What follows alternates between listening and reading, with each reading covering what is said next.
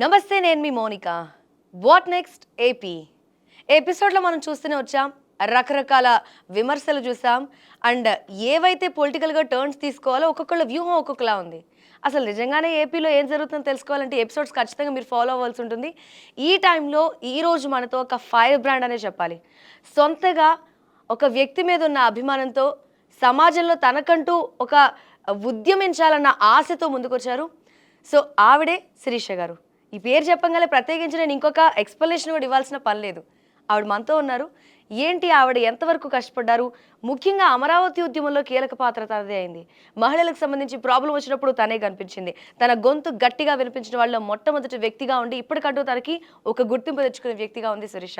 ఆవిడతో మాట్లాడదాం. ఏంటి ఏపీలో నెక్స్ట్ పరిణామాలు ఏ విధంగా ఉన్నాయి?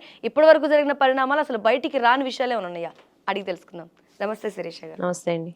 సో మీ పేరు ప్రత్యేకించి నేను పరిచయం చేయాల్సిన పని లేదు. ఎందుకంటే మీరు ఏదైతే ఫైట్ చేశారో చాలా విషయాలు ప్రజల్లో మీకంటూ ఒక పేరు ఉండిపోయింది.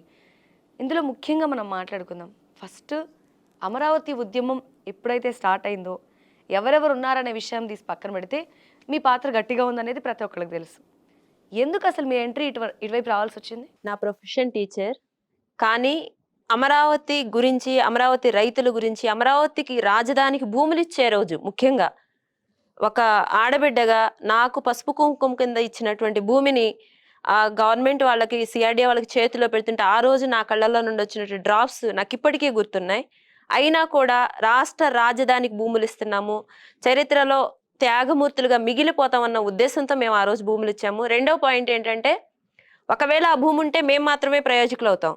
కానీ రాష్ట్ర రాజధానికి ఇస్తే మా ఆంధ్ర రాష్ట్రంలో ఉన్న ప్రతి ఒక్కళ్ళు కూడాను రేపటి రోజున పక్క రాష్ట్రాలతో కంపేర్ చేసుకొని తలెత్తుకొని సగర్వంగా నా రాజధాని అమరావతి అని చెప్తారు అని అన్న ఉద్దేశంతో ఆ ప్రయోజనాన్ని, అంటే రాష్ట్ర ప్రయోజనాలు కూడా ఆశించి మేము ఆ రోజు భూమిని ఇచ్చాము.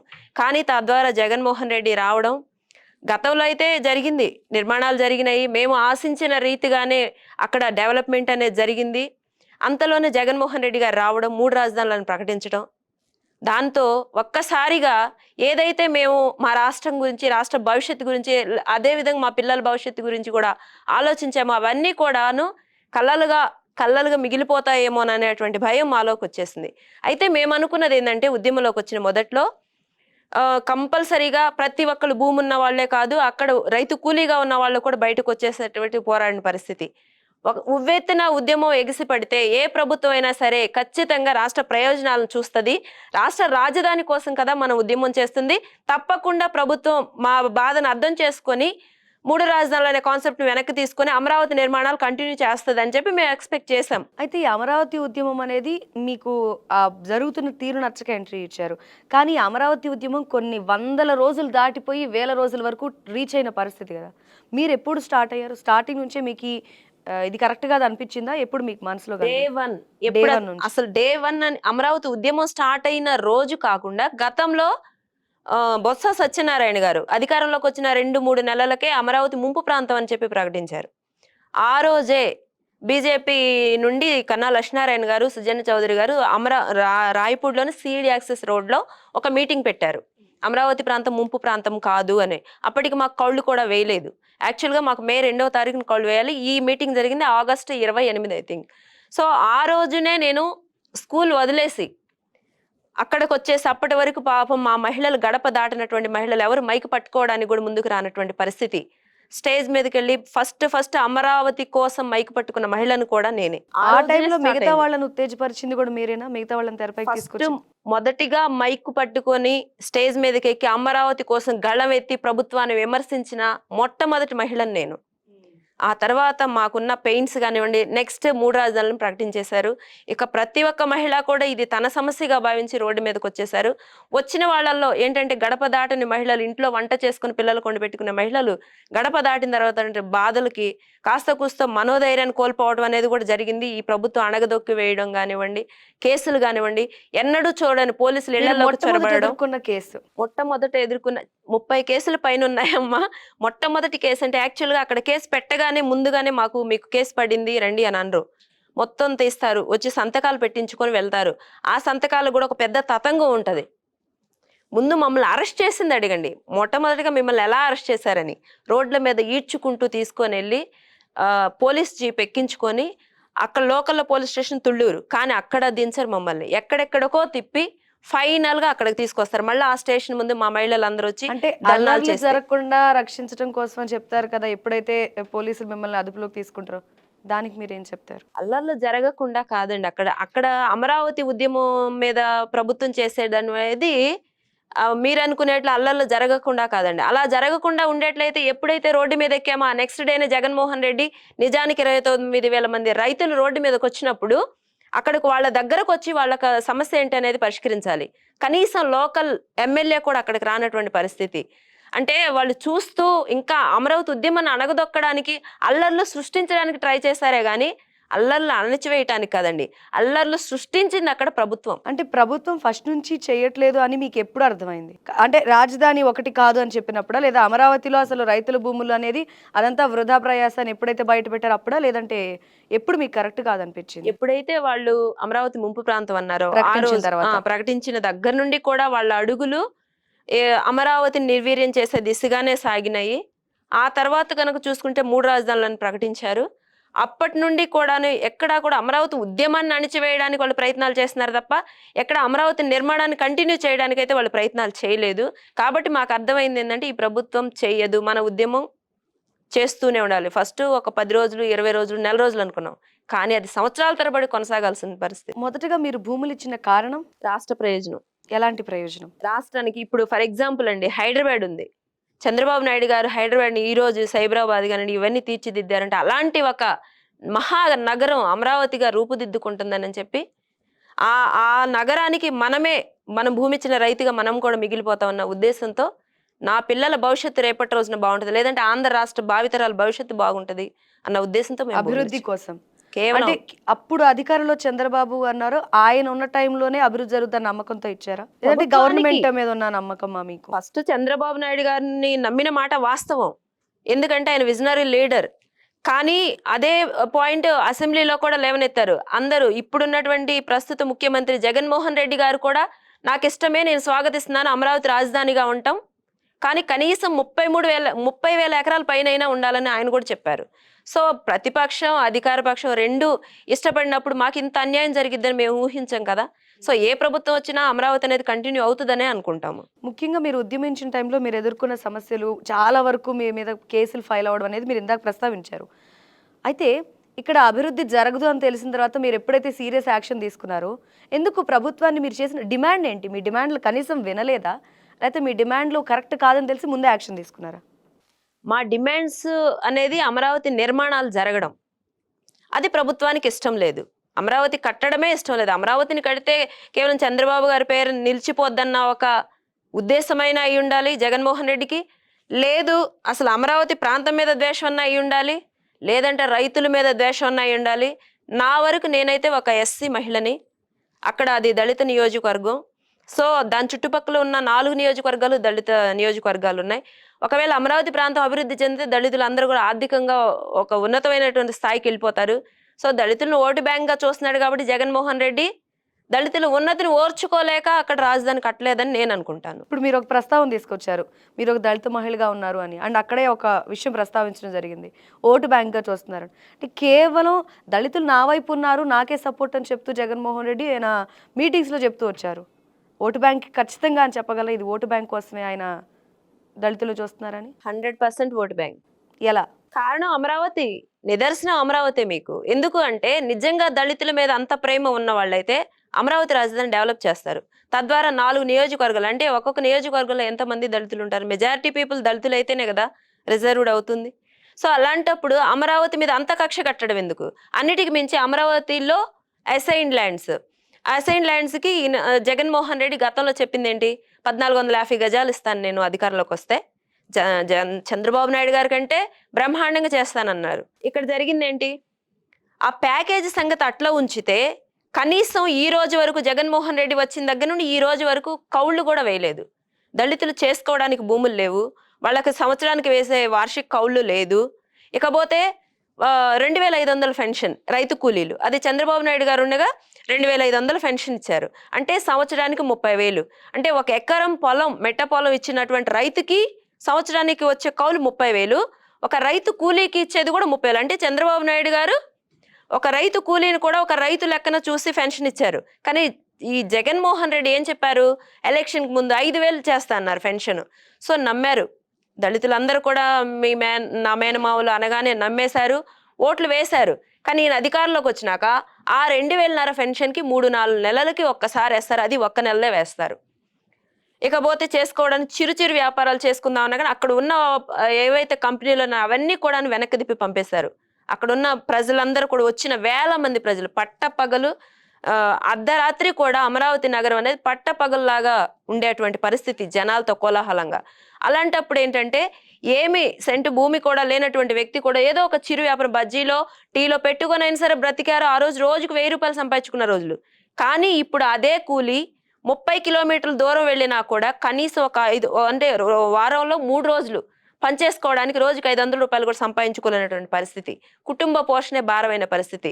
ఒక్క మాటలో చెప్పాలంటే దళితులు ఓటు బ్యాంకుగా చూడాలన్నది ఒక ఉద్దేశం అయితే, అన్నిటికీ మించి నేనైతే జగన్మోహన్ రెడ్డి దళిత ద్రోహి అని చెప్పి క్లియర్గా చెప్తాను. ఖచ్చితంగా. అంటే మీరు ఇప్పుడు చాలా వరకు పార్టిసిపేట్ చేసి ఉన్నారు ఈ ఉద్యమంలో కావచ్చు, అండ్ మీరు చెప్పిన దాన్ని బట్టి చూస్తే ప్రజల్లో కూడా మీరు చాలా వరకే తిరిగినట్టు తెలుస్తుంది. అంటే ఈ ఉద్యమం అమరావతి గురించి మొదలైనప్పటికీ మీ ప్రయాణం ఎటువైపు సాగింది? ఎందుకు మీకు ప్రజల్లోకి వెళ్ళి వాళ్ళ అవసరాలు, ఒక టీచర్గా ఉండి అంతగా ఎందుకు తిరగాలనిపించింది? కారణం? ఈరోజు అమరావతి, ఆ తర్వాత 3 ప్రాంతాల్లో మధ్య చిచ్చు పెట్టే దిశగా 3 రాజధానులని చెప్పారు. ఇకపోతే నేను ఇప్పుడు మాట్లాడినటువంటి ఆయన, మీరు అన్నారు దళితులు ఓటు బ్యాంక్ అని. ఏదైతే దళితులు ఉన్నారో అదే దళితులను ఓట్లు వేయించుకొని ఈ రోజు ఎక్కడ రాష్ట్రంలో ఎక్కడ ఈ సమస్య చూసినా కూడా దళితులని చంపి డోర్ డెలివరీ చేసేటువంటి పరిస్థితి జగన్మోహన్ రెడ్డి ప్రభుత్వం. ఇంకా ఎవరైనా గుడ్డిగా జగన్మోహన్ రెడ్డిని నమ్ముతారేమో, నమ్మి మోసపోతారేమోనని చెప్పి ఒకవైపు మా జాతిని రక్షించుకునే దిశగా, ఒకవైపు అయితే రెండవది మహిళలు. అమరావతి ఉద్యమం అంటే మహిళా ఉద్యమం. ఆ మహిళల్ని ఏ విధంగా ఆఖరికి గ్రామ దేవతకి పొంగళ్ళు పెట్టుకోవాలన్నా కానీ రోడ్ల మీద ఈడ్చుకుంటున్నటువంటి వైను, అమ్మవారికి మొక్కు తెచ్చుకోవాలన్నా కానీ లాఠీ ఛార్జీలు, రక్తపాతాలు జరిగినటువంటి వైను, ఒక ఎస్పీ స్థాయి ఈ మనిషే లాఠీ తీసుకొని వెంటబడి తరిమి కొట్టినటువంటి వైను. అలాంటప్పుడు మహిళలను కూడా మేము చైతన్యపరచాల్సినటువంటి పరిస్థితి ఉందని చెప్పి మాకు అనిపించింది. కాబట్టే కన్ఫామ్గా అమరావతి వరకు మాత్రమే కాదు, ఆంధ్ర రాష్ట్రం మొత్తం కూడా ఇది వ్యాపించాలన్న దిశగానే మేము అడుగులు వేసాం. అయితే మీరు ఇందాక దళిత ద్రోహి జగన్ అన్నారు, కానీ దళిత ద్రోహి చంద్రబాబు అంటూ వీళ్ళు ప్రతిపక్షంలో అధికారంలో ఉండి ఇలా ప్రచారం చేయడాన్ని మీరు ఎలా చూస్తారు? అది అవాస్తవం అండి. దళిత ద్రోహి చంద్రబాబు గారు అయితే అమరావతిని రాజధానికి ఎందుకు పెడతారు? వాళ్ళ సామాజిక వర్గం ఎక్కడైతే ఉందో ఆ ఏరియాలో పెట్టుకుంటారు కదా. ప్రత్యేకంగా ఒక్క నియోజకవర్గమే కదా, 4 నియోజకవర్గాలు. అంటే ఆ చుట్టుపక్కల ఉన్న వాళ్ళు కూడా మొత్తం దళితులు. దళిత ద్రోహి జగన్ అని అనడానికి దళిత దేవుడు చంద్రబాబు అని నేను అంటానండి. ఎందుకు అంటాను అంటే, దళితులకి ఆయన గవర్నమెంట్ ఉండగా ఇన్నోవా కార్లు ఇచ్చారు. దళిత పిల్లల్ని విదేశీ విద్య పేరుతో విదేశాలకు పంపించారు మా పిల్లల్ని. అలాగే ఏదైతే అమరావతి రాజధాని ఇచ్చారో చంద్రబాబు నాయుడు గారు వచ్చాక, ఏది వాళ్ళకున్నటువంటి 2 ఎకరాలు 1 ఎకరం భూమిలో ఒక 1/2 ఎకరం అమ్ముకొని మంచి అంతస్తులు, బిల్డింగ్లు, మంచి పెద్ద పెద్ద అంతస్తులు కట్టుకొని అంతస్తుల్లో ఉంచారండి. అంటే బిల్డింగ్స్లలో ఉంచారు చంద్రబాబు గారు. ఇకపోతే రైతు కూలీలు ఎవరైతే ఉన్నారో వాళ్ళకి మామూలుగా అయితే జగన్ ఏంటంటే ఇప్పుడు 1 సెంటు భూమి ఇచ్చి ఎక్కడో ఊరి చివర మురుక్కుంటల్లో ఇస్తున్నారు. కానీ చంద్రబాబు నాయుడు గారు టిట్కో హౌసెస్ కట్టించారండి ఈ రైతు కూలీలు, దళితులు ఎవరైతే ఉన్నారో వీళ్ళ కోసం. అంటే చంద్రబాబు నాయుడు గారి కళ అపార్ట్మెంట్లలో దళితులను చూడాలని ఆయన కళ.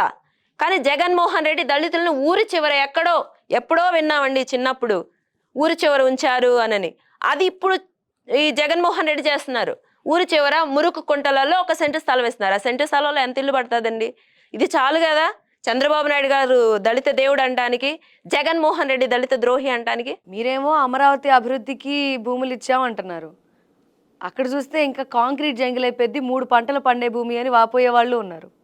ఎలా దీన్ని నమ్ముతున్నారు మీరు? ఫస్ట్ పాయింట్ ఎక్కడ వాపోయేది? ఎక్కడ వాపోయే వాళ్ళు ఉన్నారన్న, అంటే ప్రజల్లో ఎవరో ఒకళ్ళైతే ఖచ్చితంగా ఉంటారు. Okay, okay. మీరు ప్రజల గురించి మాత్రమే మాట్లాడాల్సిన. అలా అయితే హైదరాబాద్ వాళ్ళందరూ కాంక్రీట్ జంగిల్లోనే ఉంటున్నారా? హైదరాబాద్ అనేది కొండ ప్రాంతం కదండి, అమరావతి పంట పండే ప్రాంతం కదా. కొండల్ని గుట్టల్ని తవ్వి ఇంతటి మహా అద్భుతమైన నగరాన్ని కట్టించినటువంటి చంద్రబాబు గారు అక్కడ అమరావతిలో ఒక మహానగరం నిర్మించలేరా? అంటే ఇంక వేరే ప్లేస్ లేనట్టు ఇంక అమరావతి ఒక్కటే వేరే ఉంటే అక్కడే ప్రదేశం ఎందుకు? ఉంటే దానికి అమరావతికి ఉన్నటువంటి వనరులు కూడా ఆ ప్రాంతానికి ఉండాలి కదా. వాటర్ ఫెసిలిటీ కానివ్వండి, అక్కడ పక్కనే శాండ్ కానివ్వండి, లేదంటే సమదూరం 3 ప్రాంతాల మధ్యలో ఉండటం కానివ్వండి, ఏదో ఒక చివర తీసుకెళ్లి ఇంకో అవతల ఉన్న వాళ్ళకి ఏదైనా ఒక పని మీద ఒక ఫైల్ పట్టుకొని వెళ్ళాలి అంటే ఈ చివరి నుండి ఆ చివరికి వెళ్ళేటువంటి పరిస్థితి సామాన్య మానవుడు కలగకూడదని కూడా అనుకోవచ్చు కదా. నాకేమో ఇక్కడ కేవలం రాజధాని అమరావతికి రావాలన్న ఆశ కనిపిస్తుంది ఎవరిలో? మీలో. రాజధాని అమరావతికి కావాలని కదండి. అమరావతి ఎందుకంటే రాజధాని అభివృద్ధి జరగాలి అన్నప్పుడు మీ ప్రాంత అభివృద్ధి మీరు కోరుకుంటున్నారు. అలాగే మీరు ఇందాక అన్నారు కొన్ని ప్రాంతాల్లో నిత్యావసర వనరులు కూడా లేవు కావాల్సినవని. మరి అలాంటి వనరులు లేని ప్రదేశంలో ఇస్తే వాటన్నిటికీ కావాల్సినవి మినిమం నీడ్స్ ప్రజలకు మౌలిక సదుపాయాలు లేని ప్రాంతాల్లో అయితే అక్కడంతా అభివృద్ధి చెందుతుంది కదా. మా ప్రాంతం ఏ అభివృద్ధికి నోచుకుందండి గతంలో? కృష్ణా, గుంటూరు జిల్లాలు ఏ అభివృద్ధికి నోచుకున్నటువంటి ప్రాంతాలు. గతంలో చంద్రబాబు నాయుడు గారు ఉండంగా కియా తీసుకెళ్లి అనంతపురంలో పెట్టారు. ఆ రోజు మేమేమైనా అడిగామా? విశాఖపట్నంలో ఐటీ హబ్ చేశారు. మేమేమైనా అడిగామా? ఏ రోజు అడగలేదు. వాళ్లే వచ్చారు. అమరావతి ప్రాంతాన్ని సమదూరం ఉంది, 3 ప్రాంతాలకు మధ్యలో ఉంది కాబట్టి అమరావతి రాజధానిగా అని చెప్పారు. సో మూడు ప్రాంతాలంటే రాష్ట్ర ప్రజల ప్రయోజనాలు దృష్టిలో పెట్టుకుని మేము భూములు ఇచ్చాము. ఇప్పుడు కూడా మేము మాట్లాడుతండి ఒక అమరావతి డెవలప్ అయితే అమరావతి ప్రాంతం ఒక్కటే కాదు కదా, రాష్ట్రం మొత్తం డెవలప్ అవుతుంది కదా. ఒక ప్రాంతం డెవలప్ అయితే రాష్ట్రం అంతా డెవలప్ అవుతుంది అనే కాన్సెప్ట్ ఎట్లా వర్కౌట్ అవుతుంది? మరి హైదరాబాద్ డెవలప్ అయితే మరి తెలంగాణ ఎట్లా అభివృద్ధి చెందిన రాష్ట్రం అంటున్నారు? తెలంగాణ చుట్టుపక్కల ప్రాంతాల అభివృద్ధి అనేది ఎంతవరకు ఉందో మీరు కూడా తెలుసుకోవాల్సి ఉంటుంది ఈ టైంలో. అంటే మెజారిటీ ఇన్కమ్ ఎక్కడి నుండి వస్తుంది? హైదరాబాద్ నుండి వస్తుంది కదా. అక్కడి నుండి వచ్చినటువంటి ఇన్కమ్ ని రాష్ట్రం మొత్తం పంచేటువంటి బాధ్యత సీఎం తీసుకుంటాడు కదా. ఇన్కమ్ జనరేట్ చేయాలి అనే కాన్సెప్ట్ లో ఒక దగ్గర ఇన్కమ్ జనరేట్ చేసి అది కూడా అమరావతిలో జనరేట్ చేసి మిగతా అంతా పంచాలి అని అమరావతి రైతుల ఉద్యమం కావచ్చు, జనరల్గా ఈ రాజధాని ఒక దగ్గర ఉండాలనేది కావచ్చు. కానీ నిజమే కదా, ఒక రకంగా 3 ప్రాంతాల్లో 3 రకాలుగా అక్కడ అభివృద్ధి ఉందంటే చాలా ప్రాంతాల్లో డెవలప్ అవుతుందనే పాయింట్ ఎందుకు యాక్సెప్ట్ చేయలేకపోతున్నారు? ముఖ్య కారణం ఏంటి యాక్సెప్ట్ చేయకపోవడానికి? యాక్సెప్ట్ చేయటం అంటే ఒక సచివాలయం, హైకోర్టు, అసెంబ్లీ ఈ 3 ఉంటేనే మొత్తం ఆర్థిక ఇన్కమ్ మొత్తం అక్కడే ఉంటుందా? డెవలప్ చేయాలంటే ఒక రాజధాని ఉంటేనే డెవలప్ చేస్తారా? నా క్వశ్చన్. ఒక ప్రాంతంలో ఒకటి ఉందంటే ఖచ్చితంగా చుట్టుపక్కల అభివృద్ధి చెందుతాయి. ఇప్పుడు రాజధాని గతంలో చంద్రబాబు నాయుడు గారు, రాజశేఖర రెడ్డి గారు వీళ్ళందరూ పరిపాలించారు. అప్పుడు హైదరాబాద్ రాజధానిగా ఉంది. విశాఖపట్నం ఎలా డెవలప్ అయింది? రాజధానిగా ఉంటేనే డెవలప్ అయిందా? కాకుండానే డెవలప్ అయింది కదా. చేయాలన్న ఉద్దేశం ఆ సీఎంకు ఉండాలి. అతను ఆ డిక్షనరీలో డిక్షనరీ అభివృద్ధి అనేదే లేనటువంటి సీఎం దొరికాడు మాకు. సో అతను వచ్చేసి అమరావతి అంటే ఏంటో ఇక్కడే జరిగిపోతుంది, ఇక్కడ నాశనం చేస్తే చాలు చంద్రబాబు గారి పేరు కనపడకుండా పోతుంది అనే కాన్సెప్ట్ తో వెళ్తున్నాడు. కానీ అభివృద్ధిని చేయాలి లేదంటే అభివృద్ధిని 3 ప్రాంతాలు పంచాలనేది ఆయన ఉద్దేశం కాదు. నిజంగా అభివృద్ధిని 3 ప్రాంతాలు పంచాలన్న ఉద్దేశం అతనుకుంటే పరిపాలనా రాజధాని విశాఖపట్నం అని ఎందుకు అంటాడు? ఆల్రెడీ డెవలప్ అయిన సిటీ కదా, మెగా సిటీ. అలాంటప్పుడు కర్నూలు అనొచ్చు కదా పరిపాలనా రాజధాని, లేదు అమరావతి పరిపాలనా రాజధాని అనొచ్చు కదా. లేదు అసలు రాజధాని అని లేదు. అమరావతి ప్రాంతం పరిస్థితి ఏంటి మీరు చెప్పండి. అంటే ఆ రాజధాని లేకపోతే అమరావతిని డెవలప్ చేయరా? అమరావతి మీద ఏమైనా కక్ష, లేకపోతే భూములు ఇచ్చిన రైతుల మీద కక్ష? ఇంత నమ్మకం ఉంది, ఇంత నమ్మకంగా చెప్తున్నారు మీరు. కానీ రైతుల కోసం ఆయన ఇంత చేశారు. ముఖ్యంగా దళితుల గురించి, మహిళల గురించి ఇంత పాజిటివ్గా మాట్లాడారు. రైతే రాజు అని నమ్మే పరిస్థితులు రావాల్సిన టైంలో రుణమాఫీ చేస్తాము అని చెప్పారు. కానీ ఆ రుణమాఫీయే చేయలేకపోయారు కదా. ప్రజలు ఎందుకు నమ్మాలి? మీరు చెప్తున్న ఉంది కరెక్టే, మరి ఇలాంటి పరిస్థితుల్లో ఎలా నమ్మగలుగుతారు? ఏం చూసి నమ్మాలి? రాష్ట్ర పరిస్థితుల దృష్ట్యా చెయ్యలేనటువంటి హామీలు ఇచ్చి భంగపడకూడదు. చేయకపోవడానికి పరిస్థితుల దృష్ట్యా అనుకోవడానికి లేదా? ఈ ప్రభుత్వాన్ని అప్పులే కదా. ఇప్పుడు రుణమాఫీ అనేది ఒక్కటి చేసి నీకు 10,000 రూపాయలు రుణమాఫీ అయితే 80,000 రూపాయలు నెత్తిన మిగతా వడ్డీ లెక్కన ట్యాక్స్ లెక్కన పడుతున్నాయి కదా. అలాంటి పరిస్థితి చంద్రబాబు నాయుడు గారు చేయలేరు. ఏంటంటే ఆయన చేయగలిగినది ప్రజల ముందు ప్రతిదీ కూడా ట్రాన్స్పరెన్సీగా ఉంటుంది ఆయన పరిపాలన అనేది. కాబట్టే అది తలకు మించిన భారంగా విడిపోయిన రాష్ట్రం అప్పులతో తీసుకున్నారండి రాష్ట్రాన్ని. ఆయన అభివృద్ధితో లేదంటే ఇన్కమ్తో తీసుకోలేదు. ఆయన అప్పులతో విడిపోయినటువంటి రాష్ట్రాన్ని తలదాచుకోవడానికి నీడలేక బస్సులో పరిపాలన కొనసాగించి ఆయన రాష్ట్రానికి అంటే రాష్ట్ర పరిపాలనకు తలదాచుకోవడానికి నీడలాగా ఒక రాజధానిని రైతులను ఒప్పించి మెప్పించి అక్కడ అమరావతిని కట్టారు. మీరు అభిమానం మాత్రమే కాదు, తాడికొండ టికెట్ కూడా ఆశిస్తున్నట్టున్నారు. చంద్రబాబు గారి మీద అభిమానంతో మాట్లాడుతున్నారు అనుకున్నా కానీ నాకెందుకు అనిపిస్తుంది టికెట్ కోసమే అని. టికెట్ డిసైడ్ చేయటం అనేది అధినాయకుడి ఇష్టం అండి. ఒకవేళ ఆయన నాకిస్తే బెటర్గా ఉంటుంది అని అనిపిస్తే దాన్ని తీసుకోవడాన్ని నేను స్వాగతిస్తాను. అడిగారా టికెట్ గురించి? మాట్లాడారా? ఆల్రెడీ నేను అడగకుండానే నేను అమరావతి యాజిటేషన్‌లో ఫైటర్‌గా ఉన్నాను అని చెప్పి నన్ను పిలిచి అధికార ప్రతినిధి పోస్ట్ ఇచ్చారు. యాక్చువల్‌గా ఆ పోస్ట్ ఇచ్చేప్పటికి నాకసలు తెలియని కూడా తెలీదు. నాకు టీడీపీలో ఒక పోస్ట్ వస్తుందని. కానీ ఆయనే పిలిచి నా ఆహ్, కష్టాన్ని గుర్తించి నాకు ఆ రోజు పిలిచి పోస్ట్ ఇచ్చారు. దానివల్ల నేను అమరావతికి నా గళం వినిపించడంతో పాటు పార్టీకి కూడా నా వాయిస్ వినిపించాను. ఎంతైతే అమరావతి ఉద్యమంలో ఫైట్ చేశానో పార్టీకి కూడా అంతకు మించి ఫైట్ చేస్తూనే ఉన్నాను. కాబట్టి ఎప్పుడు కూడా చంద్రబాబు నాయుడు గారు కష్టాన్ని గుర్తిస్తారు. కష్టాన్ని గుర్తించే వ్యక్తి కాబట్టి ఆయన నా కష్టాన్ని ఆ రోజు గుర్తించారు. ఇప్పుడు కూడా గుర్తిస్తారని చెప్పి నేను అనుకుంటున్నాను. అయితే ఇంతమంది అమరావతి ఉద్యమంలో పాల్గొనంగా మీకొక్కళ్ళకి అధికార ప్రతినిధి పోస్ట్ రావడం, అది బాబు గారు కష్టాన్ని గుర్తించడంలో మరి ఉన్నటువంటి మిగతా వాళ్ళని? మిగతా వాళ్ళు కూడా ఎవరికి అంటే ఒకటండి, ఇక్కడ నేను ఒక దళిత మహిళని.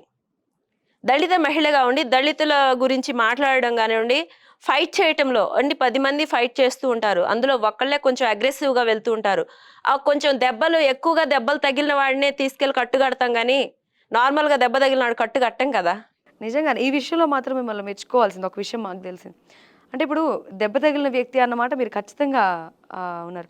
అంటే ఫోటోలు మార్పు చేసి అసభ్యకరమైన వీడియోలు చిత్రీకరించిన పరిణామాలను కూడా మీరు ఎదుర్కొన్నారు. ఒక మహిళగా కేవలం మీరు నమ్మిన సిద్ధాంతం మీద వెళ్ళడం అనేది ఖచ్చితంగా ఆహ్వానించదగ్గ విషయమే. ఇన్ని పరిస్థితులు కూడా ఎందుకు చేశారంటే ఒక పక్క మై గాడ్ సిబిఎన్ అని వేయించుకొని ఇంత చేశారు మీరు. ఖచ్చితంగా దీన్ని అభినందించాల్సిన విషయమే. అన్ని ఎదుర్కొని కూడా ఎప్పుడూ మీరు వెనకడుగు వేయకపోవడానికి ఉన్న ముఖ్య కారణం? వెనకడుగు వేయనండి. ఇప్పుడే మీరన్నారు ఫైర్ బ్రాండ్ అని. శిరీష అంటే ఒక బ్రాండ్. ఈ రాష్ట్రంలో ఉన్న మహిళలందరూ కూడా నన్ను చూసి లేదంటే నా ఫైట్ చూసి వాళ్ళకు కూడా ఏదైనా కష్టం వస్తే ఇలాగ ఎదుర్కోవాలి. ఆడపిల్ల అంటే ఒక అన్న, తమ్ముడు ప్రతిసారి వాళ్ళే రక్షణగా ఉండటం కాదు. ఆడపిల్ల అంటే ఇలాగ ఉండాలి. ఇలాంటి అమ్మాయి ఉంటే మన పిల్లలకు కూడా రక్షణ ఉంటది అన్న ఫీలింగ్ కల్పించాలి. అంతేగాని ఎవడెవడో దిక్కుమాలిన వెధవ పెట్టిన ఫోటోలకి, మార్ఫింగ్‌లకి లేదంటే ఇంకోటి క్యారెక్టర్ అసోసియేషన్‌లు చేయడం ఇవన్నీ కామన్ అయిపోయినాయి. ఆడపిల్ల బయటకొస్తే ఎలాగోలా వెనక్కి పంపించడం వాళ్ళ ధ్యేయం. సో అలాంటి వాటికి వెనకడుగు వేసేటువంటి మైండ్ సెట్ కాదు నాది. ఒక విషయం మీరు క్లియర్‌గా చెప్పండి. మాకు తెలిసినవి కొన్ని కేసులే. బయటకు రాని చాలా ఉండే ఉంటాయి. ఎలాంటి కేసులు మీ మీద ఫైల్ అయ్యాయో ఒకసారి చెప్తారా? ఒక ఎస్ఐ మా మీద దాడి చేస్తారు. ఆ ఎస్ఐని నేనే కొట్టానని చెప్పి కేసేస్తారు. ఒక కానిస్టేబుల్ మా మీద దాడి చేస్తారు. ఆ కానిస్టేబుల్ మగ కానిస్టేబుల్ వాళ్ళని నేనే కొట్టానని చెప్పి కేసేస్తారు. ఇకపోతే చెప్పొచ్చో చెప్పకూడదో ఆడపిల్ల మీద పెట్టకూడనటువంటి కేసులు కూడా నా మీద వేశారు. అన్నిటికి మించి లాఠీ చార్జ్ జరుగుతాయి. మాకు ఒక ఉమెన్స్ డే రోజు గత ఉమెన్స్ డే అప్పుడు 2022 మార్చ్ 8 మహిళా దినోత్సవం ఆ రోజు అంతర్జాతీయ. ఆ రోజు వాస్తవానికి నా ప్రాణం పోయే పరిస్థితి. ఇంకొక్క నిమిషం ఉంటే నా ప్రాణం పోయేది లాఠీ చార్జ్‌లో. అలాంటి సమయంలో కూడా పోలీసుల మీద మేము తిరగబడ్డాము. పోలీసులను కొట్టాము. లేదంటే వాళ్ళే వాళ్ళ విధులకు ఆటంకం కలిగించామని చెప్పి ఒకే రోజు 3 కేసులేశారు. మీరు వాళ్ళ మీద అటాక్ చేశారా? మేమే వాళ్ళ మీద అటాక్ చేసాం. ఇంకా ఒక్క నిమిషం ఉంటే మా ప్రాణం పోతుంది ఆ రోజు. పోయేది. అలాంటి కేసులు ఎదుర్కొన్నారు. ఎస్సీల మీద ఎస్సీ, ఎస్టీ కేసులు చూసాము. దళితులు ఎక్కడి నుండి మీరు ఆటో వేసుకొని వస్తున్నారు అని అడిగినందుకు దళితుల చేతులకు సంకెళ్ళేసి పంపించినటువంటి కేసులు తిరిగి చూసాము. కేసేయాలన్న ఆలోచన గానీ మీరెప్పుడు వేసామండి. కేసులు వేసాము. నేనైతే అమరావతి ఉద్యమానికి పాదయాత్రకు వెళ్తుంటే తాళ్లతో పెద్ద రోప్స్‌తో కట్టి బంధించారు నన్ను మగ పోలీసులు. సో నేను టచ్ చేయకూడని ప్లేస్‌లో కూడా టచ్ చేశారు. సో నేను అది కేసు నేషనల్ హ్యూమన్ రైట్స్‌కి పెట్టాను, నేషనల్ ఉమెన్ కమిషన్‌కి పెట్టాను, నేషనల్ ఎస్సీ కమిషన్‌కి పెట్టాను, స్టేట్ ఉమెన్ కమిషన్‌కి పెట్టాను, డీజీపీ ఆఫీస్‌లో కంప్లెయింట్ ఇచ్చాను, లోకల్ స్టేషన్‌లోను కంప్లెయింట్ ఇచ్చాను. ఈ రోజు వరకు ఏ విధమైనటువంటి చర్య తీసుకోలేదు వాళ్ళ మీద. కనీస మానవత్వం కూడా చూపించకుండా పోలీసులు ఉన్నారా? లేకపోతే పోలీసుల్ని ఆపేశారా? వ్యవస్థని అలా మేనేజ్ చేస్తున్నాడు జగన్మోహన్ రెడ్డి. ఖచ్చితంగా. అంటే మేనేజ్ చేశారనడానికి మీ దగ్గర మీకు నిదర్శనాలు ఏమైనా దొరికాయా ఎప్పుడైనా? క్లియర్‌గా ఒక ఆడపిల్లని ఒక 7, 8 మంది పోలీసులు, మగ పోలీసులు పట్టుకొని తాళ్లతో బాల్ ఆడినట్టు అటు ఇటు తాళ్లతో ఆడుతూ చేతులతో తోసేసి కిందకు పడేస్తే ఇది ఏ ముఖ్యమంత్రి అయినా సరే కనీస బాధ్యత అతనికి ఆడపిల్లలు ఉన్నారు, మహిళ మీద గౌరవం ఉన్నవాడు వెంటనే యాక్షన్ తీసుకుంటారు. ముఖ్యమంత్రి తీసుకోకలా, కింద ఉన్న అధికారుల గురించి చెప్తున్నాను. డిఎస్పీ కానివ్వండి, ఎస్పీ కానివ్వండి, ఎవరైనా సరే. అలాంటిది ఉమెన్ కమిషన్‌కి పెట్టాను. ఉమెన్ కమిషన్ అసలు ఎందుకు పనిచేస్తుంది? ఇక్కడ ఒక విషయం మాట్లాడుకుందాం. అసలు అమరావతి ఉద్యమంలో పాల్గొన్న రైతులే కాదంటారు కదా? రైతులు కానిదే ఇప్పటి వరకు నేను చెప్పిన వాళ్ళ ఇళ్లలో పోలీసులు ఎలా పంపించారు? అక్కడ ఉన్న వాళ్ళే రైతులు కాదు అన్నప్పుడు పోలీసులు ఎవరి ఇళ్లలోకి వెళ్ళారు? మరి అన్ని వేల మంది పోలీసులు ఉంచాల్సిన అవసరం ఏముంది? బయట నుండి వచ్చే వాళ్ళని ఎక్కడో అక్కడే కంట్రోల్ చేస్తారు కదా. వాళ్ళు కానప్పుడు మా ఇళ్లలోకి అర్ధరాత్రిప్పుడు పోలీసులు సోదాలు చేయడం ఎందుకు? మా రోడ్లలో పోలీసులు తిరగడం ఎందుకు? 100 మంది ఎప్పటికీ 4.5 సంవత్సరాలుగా జరుగుతూనే వస్తూ ఉంది. ఇదే మాట వాళ్ళు అంటూనే వస్తున్నారు. మరి ఒక్కరోజైనా వీళ్ళు రైతులు కాదని ఎక్కడా ప్రూవ్ చేయలేదే. అన్నిటికి మించి సుచరిత గురించి ఆమె లోకల్ అన్నారు. లోకల్గా ఆవిడ ఇక్కడ మాకు ఒరిగింది ఏమి లేదు. ఆవిడ లోకల్ అయ్యి ఉండగే మాకు అన్ని కేసులు కానివ్వండి, మా అమరావతికి నష్టం కానీ, ఆ దళితులకు ద్రోహం కానీ చేసిన వ్యక్తి ఎవరైనా ఉన్నారు? కులాల కుంపటి కూడా పెట్టింది ఆమె. ఇంకా చెప్పాలంటే ఎలా? ఆ నియోజకవర్గంలో అన్నదమ్ముల్లా కలిసి ఉన్నటువంటి కులాలను విడదీసి కుల చిచ్చు పెట్టి మరో 30 సంవత్సరాల వరకు వాళ్ళు కలుసుకునే పరిస్థితి లేకుండా చేసింది ఆవిడ. ఇక ఆవిడని ఏం చూసి ఓటేస్తారండి ఎవరైనా? సో ఆవిడ వలన మా టీడీపీ పార్టీ అక్కడ క్లీన్ స్వీప్ చేస్తుందని చెప్పి నేనైతే చెప్పుకోగలను. ఖచ్చితంగా చెప్తారు. ఖచ్చితంగా. అంటే ఇక్కడ ఏ అవకాశం కూడా లేదా వాళ్ళు గెలవడానికి? ఆవిడ గెలవడానికి ఏ విధమైన అవకాశం లేదు. తప్పకుండా ఆవిడని వైసీపీ అభ్యర్థిగా నిలబెట్టడం అనేది మా పార్టీకి కలిసొచ్చే అంశం. తో క్లారిటీగా ఉన్నారు. ఒకవేళ నిజంగానే చంద్రబాబు ప్రభుత్వం అధికారంలోకి వస్తే ఎలాంటి అభివృద్ధి ఎక్స్పెక్ట్ చేయొచ్చు? మీ నమ్మకం ఏంటి? ఒక రకంగా గతంలో చంద్రబాబు నాయుడు గారు 2014 నుండి 19 వరకు చూపించారు. ఏది అప్పులతో విడిపోయిన రాష్ట్రాన్ని ఏ విధంగా ఎలా ఉండాలని, అంటే ఇన్వెస్టర్స్ మొత్తం కూడా అమరావతి వైపు చూసినటువంటి పరిస్థితి. అంతర్జాతీయ స్థాయిలో ఆంధ్రప్రదేశ్ని చెప్పుకునేటువంటి పరిస్థితి. నెక్స్ట్ కూడా ఇదే రిపీట్ అవుతుంది. ఖచ్చితంగా ఆంధ్రప్రదేశ్ ఇండియాలోనే అగ్రస్థానంలో నిలుపుతారనడంలో ఎలాంటి సందేహం లేదు. ఇప్పుడు హైదరాబాద్ తెలంగాణకి ఎలా ఉందో అమరావతి ఏపీకి అవుతుందా? ఖచ్చితంగా. ఎన్నేళ్ళు పడుతుంది? ఎన్నేళ్ళు అనేది అది చంద్రబాబు గారు అధికారంలోకి వచ్చినాక ఆయనకున్నటువంటి విజనరీ దృష్టితో నాకు తెలిసినంత వరకు ఏదో గతంలో జగన్మోహన్ రెడ్డి చేశారు కదా విమర్శలు, అంత దూరం అయితే ఉండదు. ఖచ్చితంగా అతి తక్కువ సమయంలోనే చేస్తారని మేమైతే ఎక్స్పెక్ట్ చేస్తున్నాం. ఖచ్చితంగా. థ్యాంక్ యూ శిరీష గారు. మొత్తానికి మీరు ఒక లేడీగా ఎంత స్పోర్టివ్గా తీసుకుంటా, లేకపోతే ఎన్ని బాధలైనా పడుతూ కూడా ప్రజల్లో తిరిగారు, లేదా ఉద్యమంలో పాల్గొన్నారు, మీకు గుర్తింపు కూడా వచ్చింది. ఎనీవే కంగ్రాచులేషన్స్ అండి. మొత్తానికైతే ఒక రకంగా పార్టీకి మీ ఒక లేడీగా మిమ్మల్ని గుర్తించినందుకు అభినందించాల్సిందే. అండ్ మీరు పడ్డ శ్రమ కూడా మేము ఖచ్చితంగా అభినందిస్తున్నాం. థ్యాంక్ యూ అండి. Thank you. సో చూసారు కదా, వాట్ నెక్స్ట్ ఏపీ అంటే రకరకాల ఆలోచనలు, రకరకాల ఈక్వేషన్స్ కనిపిస్తున్నాయి. ప్రజలు మీరే నిర్ణయించుకోవాలి, ఎవరిని గెలిపిద్దాం అనుకుంటున్నారు, ఎవరికి ఓటేద్దాం అనుకుంటున్నారు, ఎవరి అవసరం ఎంత. ఇది వాళ్ళ what next AP. Keep watching PRK news Telugu సత్తా.